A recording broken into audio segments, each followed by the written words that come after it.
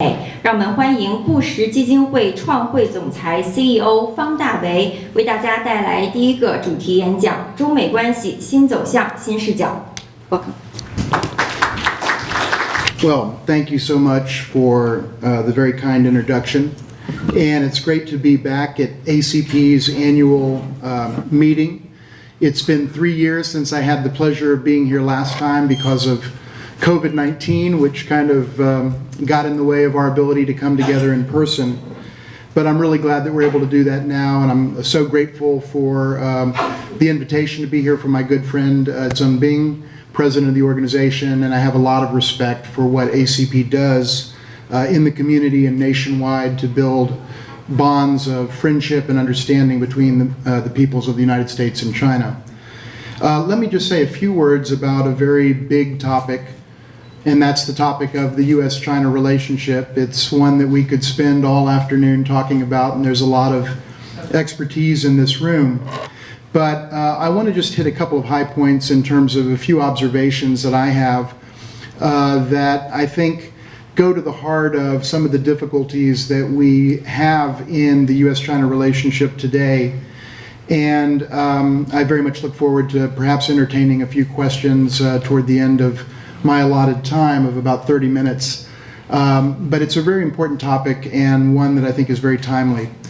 Let me just start by saying a few things about where the relationship is. I think all of us understand that unfortunately the United States-China relationship is very strained, very fraught, very politically charged, challenged. We are at or near really the modern era low point in terms of mutual trust and in terms of our really questioning the motives and the intentions of the other side. Certainly we see that negativity on the part of the United States toward China, and to a certain degree we sometimes see that from the Chinese side to the US side. So it's a very difficult relationship right now. And I often think about why it is that things are so tough right now between these two very important countries, the two largest economies of the world, and two countries where the peoples have had a long history of great friendship. And how is it that things have come to this? And the first thing I want to say is that I think there are now some assumptions that are being made in the United States, and I want to talk about the US side more. A lot could be said about a lot of things, but let me just make a couple of points here about some of the assumptions that the United States is making about China. And when I say United States, I mean the US government, the executive branch, but also we see it in the legislative branch in Congress, that is causing our policy toward China and our approach toward China to move in a very particular direction. And let me just say at the outset what I think I'll probably say after I articulate these assumptions, and that is that I disagree with all of these assumptions. But these are the assumptions that I think are prevailing in Washington today. Number one, I think there's an assumption, and this goes to the very good point that Mr. Judy, Minister Counselor and Consul General Judy just made. There is an assumption that there is a win-lose dynamic to this relationship, and more specifically from an American standpoint, the assumption is that every single thing that China does is by definition bad and is by definition designed to hurt or destroy America. There are a lot of people, as odd as it may sound to say something like that, it almost sounds like a comical statement, but there are a lot of people in Washington and in the executive branch and also especially in Congress that seem to believe that that is true. That every single thing that China does, simply because China has done it, that means that it's bad. I remember during COVID-19 when China was dealing with a serious internal domestic public health crisis, which later hit us and the rest of the world, they were not able to share masks because they needed them at that time. And so the narrative in the United States in February and March and April of that year, 2020, was China's hoarding masks and trying to hurt us. But when China got COVID under some control and began making available to the world billions of masks, then the narrative was, see, China's acting cynically and opportunistically. It doesn't care about anybody. It's just trying to enhance its own reputation. In American vernacular, we call that you can't win for losing. No matter what you do, you're going to be wrong. And that's an assumption that I think people are making. The second assumption that I think we see taking hold in the United States now is that China is trying to supplant and replace the United States as the world's only superpower as we define the term superpower. And I think that couldn't be more wrong. I absolutely disagree with that assessment, but that assessment has taken hold in Washington and is the operating assumption of the policy community, and most of US policy is calibrated on the basis of that, in my judgment, erroneous understanding of what China's strategic intentions are. China has some strategic intentions that are very problematic for the United States. The United States also has some strategic intentions that are very problematic for China. That's true. But to say that China wants to be the US 2.0 is just not correct. And there are a lot of people that believe that and base policy on that premise. And the third assumption that I think is even more troubling than all of these, and it's painful to even have to say it out loud, but I will, and again, I reject this, I disagree strongly with it, but this is what people in Washington seem to think, and in some cases they come close to saying it out loud. But the assumption in a lot of Washington is that China today is Nazi Germany. That is what people in Washington think about China, a lot of them. They sometimes come very close to saying it that way, but that is the mindset. The mindset is this is a totalitarian power that is bent on the destruction of the world, the destruction of America, and to basically lord it over the entire planet Earth. And it is an incredible thing to assume or to characterize China as having intentions in that direction, when you consider the fact that China has not had troops overseas in any other foreign country since 1979 during the short war with Vietnam. We have, other countries have, Russia is today, but China has not, and yet many in Washington see China through this stark prism. And that leads me to the next point that I want to make, and that is that when the assumptions that undergird policy are flawed, oftentimes the policy ends up veering off course because it is predicated in incorrect assumptions. And I think that we see that. And one of the things that I think we have come to understand very clearly over the last several years is that whether we like it or not, the fact is the US ability to influence China and China's decision making, particularly with respect to developments that occur within China, within the sovereign boundaries of the People's Republic of China, our ability to affect that is essentially zero. Essentially zero.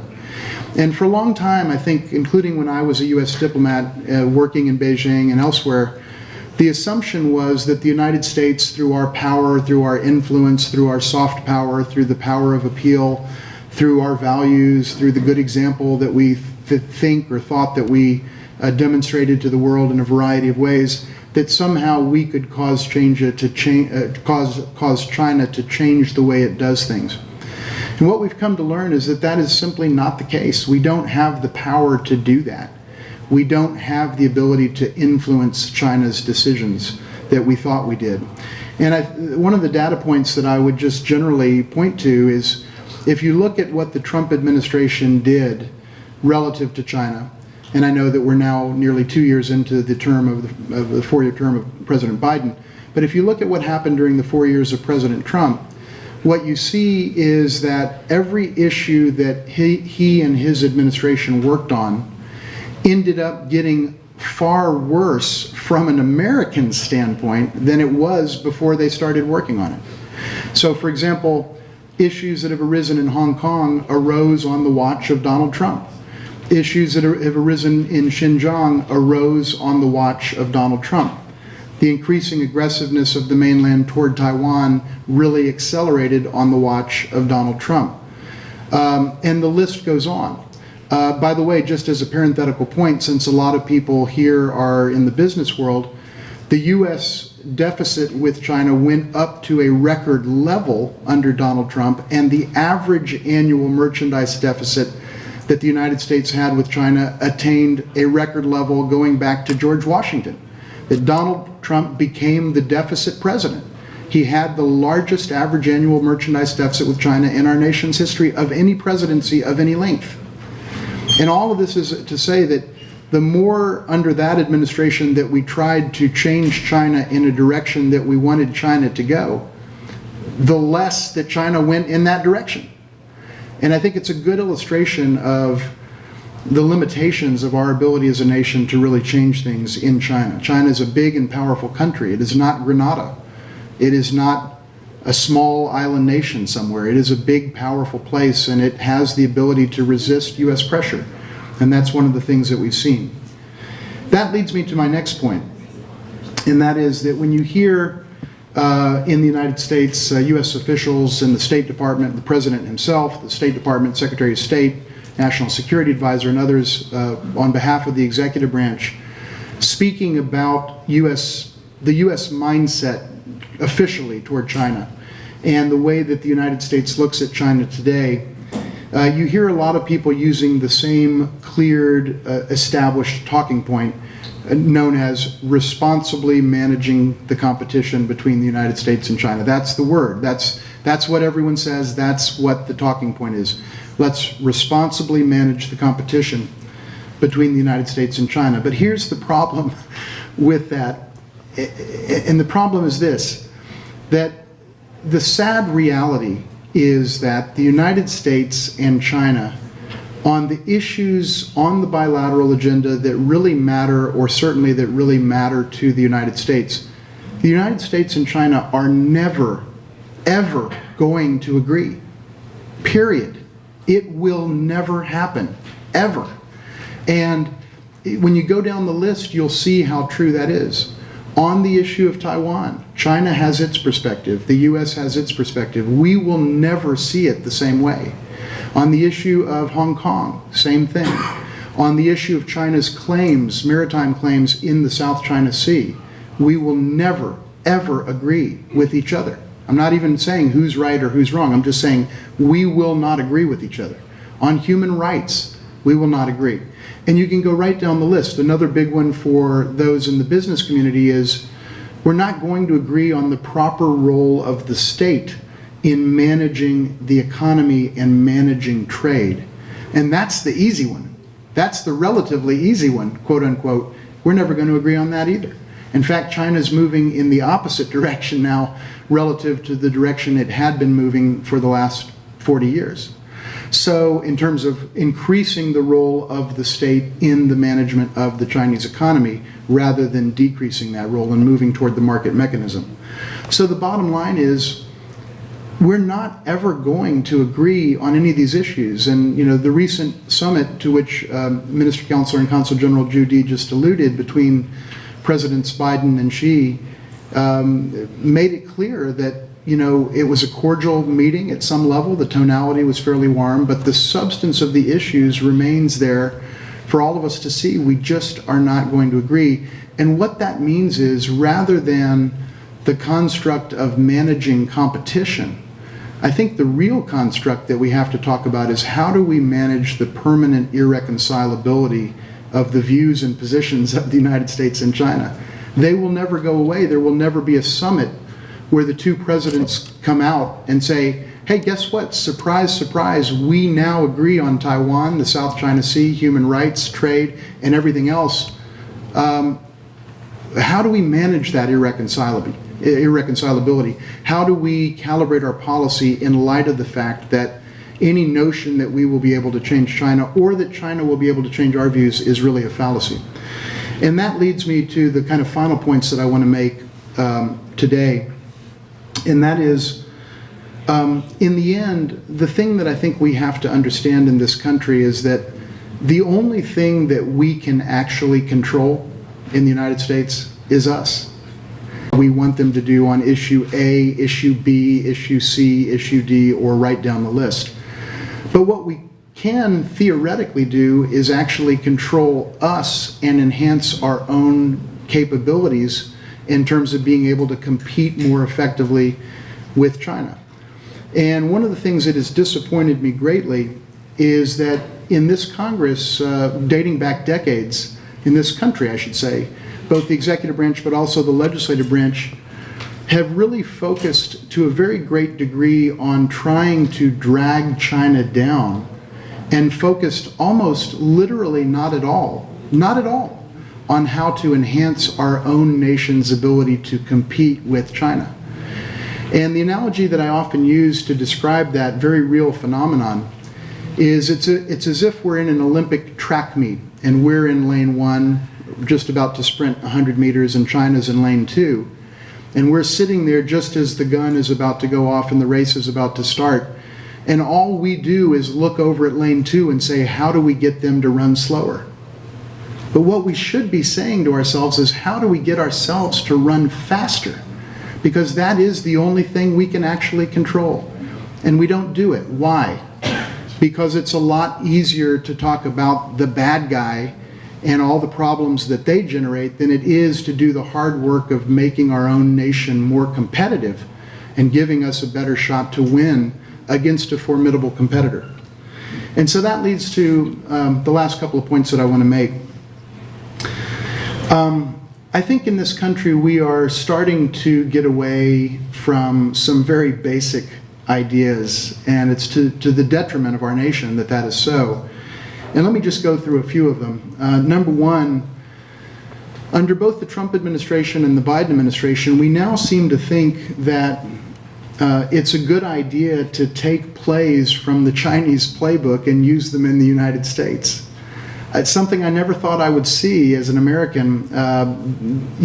For so many years, the United States has been critical of China on this and critical of China on that, particularly, for example, in the areas of trade and the areas of the state's involvement in the economy, restrictiveness around investing, restrictiveness around outbound, restrictiveness around technology transfer.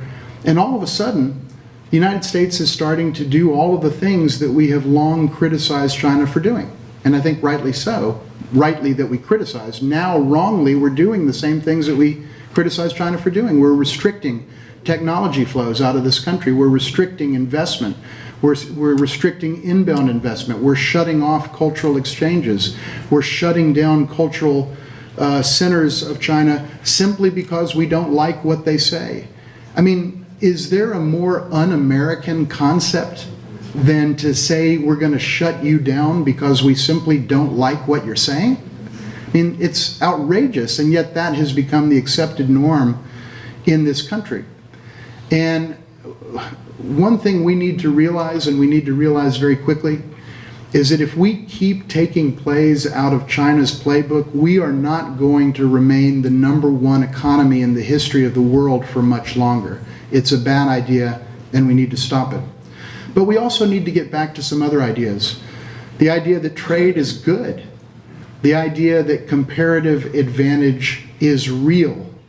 When country A does what country A is best at and country B does what country B is best at, and then you trade amongst those two countries, you're going to generate more output and more good for consumers at lower prices and so on. And now we're starting to see a movement in this country to reject the very construct of comparative advantage. It's wrong, it's a bad idea, and we need to stop. And on a related note, we now see the trend lines in this country saying that globalization is bad. The most controversial thing I ever say in any talk that I give is this: globalization is good, period. It makes the pie bigger, it generates efficiencies, it brings down prices for consumers, it lifts people all across the world out of abject poverty. And whatever failure there was with respect to globalization was a failure of domestic policy in terms of cushioning the blow of globalization relative to significant swaths of the US population that perhaps feel they didn't get a fair shake from globalization. But the problem wasn't a problem of globalization. The problem was a problem of domestic policy, because our policymakers and legislators weren't focused on actually fixing any problems. They're focused on the easy thing and the expedient thing, which is rhetoric and demonizing the bad guy as they see it. And the last thing I'll say is, just before I conclude with my kind of concluding two or three sentences, is that once again, it bears reiterating, we have got to focus much more as a nation on us and on enhancing our ability to compete with China. And as part of that, we have to recognize that we're dealing with some major challenges here in this country that have nothing to do with China. And I'll tell you the biggest one that I'm worried about. And it goes to the issue of China, but it goes to everything else in American life as well. And that is that what we see today in America is an untethering of political and public policy discourse from factual reality. And unless and until we solve that problem and operate in the real world, we will never outcompete China. And more fundamentally, we will never solve the problems that we actually face in this country. A lot of our fellow Americans are living in la-la land when it comes to information. We are out of our minds in this country. We are believing things that we should not be believing. For example, the notion that the earth is round is the subject of some debate in some quarters in this country. It is wrong. Guess what? I'll just say this, and I make it as because it goes directly to this issue. According to Pew and Gallup, the preeminent pollsters in this country, 70% of members of the Republican Party don't believe that Joe Biden was legitimately elected president. You know what?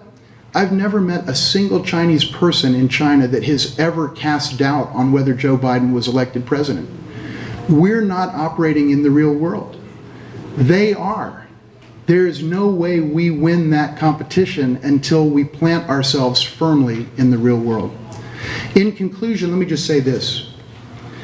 China is a formidable competitor to the United States. It is the most formidable competitor that our nation will ever face in the lifetimes of every single American drawing breath today, including an infant born in a hospital here in Atlanta right now. But it is also true that China is an indispensable partner to the United States, whether we like it or not. And we have to recognize the essential truth of both of those realities, or we will not calibrate our policy effectively. We will not advance our nation's interests in a way that serves our country the way it should be served, and we will end up losing the competition with China. We have to avoid that outcome. We have to get back to reality, calibrate our policy correctly, prevent conflict between our nations, and keep this relationship on the rails for the sake of ourselves and future generations. Thank you so much.